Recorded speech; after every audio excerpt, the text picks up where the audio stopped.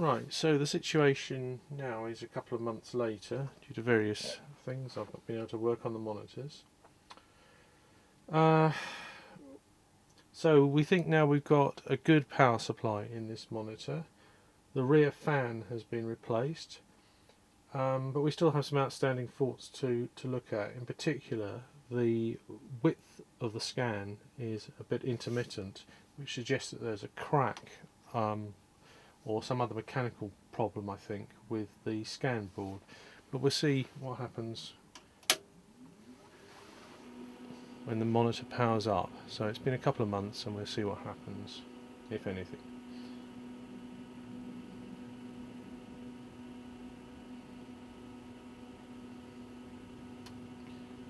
Right, so we've got the picture coming up now, which is a good sign, but it is, as you can probably see, wider than it should be. And the height is also low.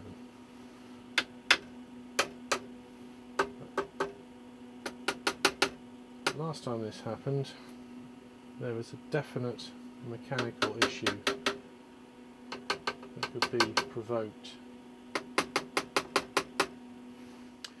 Right, now we've got a monitor with the correct width.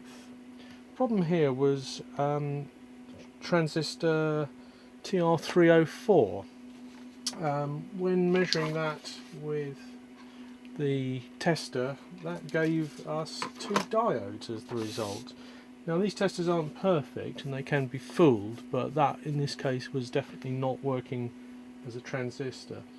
What I've done is I've taken the one out of the other monitor and discovered that was actually a different type, an AU113, and that did measure as a germanium transistor, albeit it thought that there was a resistor shunt between base and emitter, so that may be still problematic. However, it does work correctly in the circuit, so I think we're going to call that a fix on that particular problem. Now, one of the things I'm going to look at now is the cosmetic issues with the monitor. This is one of the better side panels, but I don't know if you can see there is a slight damage to the top here and to a lesser extent there, and that's caused by another monitor of a similar type being sat on it, and the feet of the top monitor have put these little dents into the side panels. So I'm going to very gently try and beat out the deformations here, and we'll see whether we can improve that slightly. I don't want to damage the monitor, so I'm only going to do it really gently.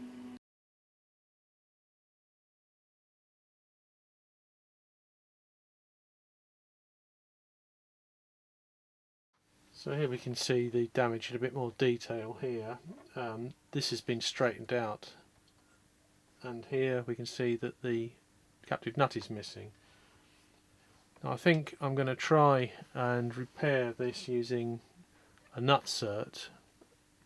I'm going to try using the tool. It's not quite the right size. This is an M3 nut cert, and it should be a 2BA thread, but fortunately they are nearly equivalent, and it does actually fit quite well. I was going to try welding this in, and I'll have to do that if this doesn't work, but we'll try with the nut cert tool first and hope that it's a reasonable fit in the hole. So here goes.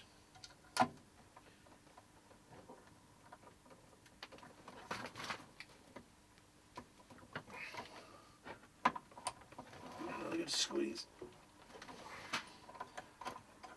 Let's see if that's done the trick. That's a bit loose, so maybe I haven't squeezed it properly.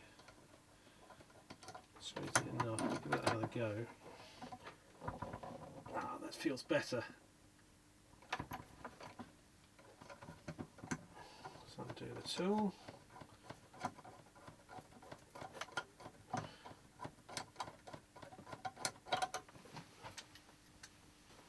There we go, we've got a nice secure captive nut again, so that bit is fixed as well.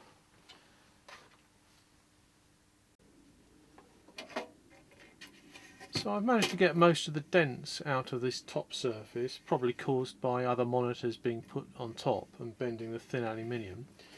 we've got the nut in place, so I think on with the side.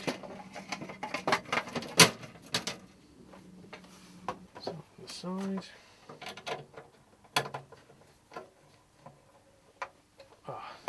Good job. Moving on to some cosmetic items. I have had a go at cleaning this already with some soap and water, but I've actually found something called a magic sponge. This is a slightly dirty one by now, but it does actually do magic things to dirty items. So I haven't attacked this side yet where it's just grime on the paintwork, but I'm going to try it here to see what it does.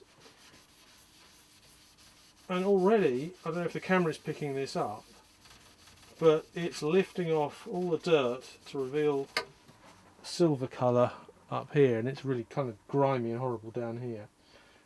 So yeah, that's doing a nice job.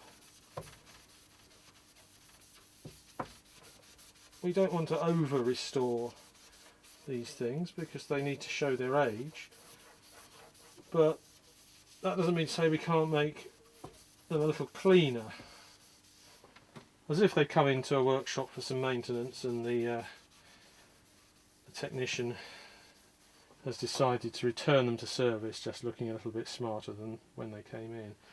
And we can do the same trick on the front panel. Right, and there we have the result after cleaning with the magic sponge. Knobs have come up really nice, and there's no sign of any dirty finger marks.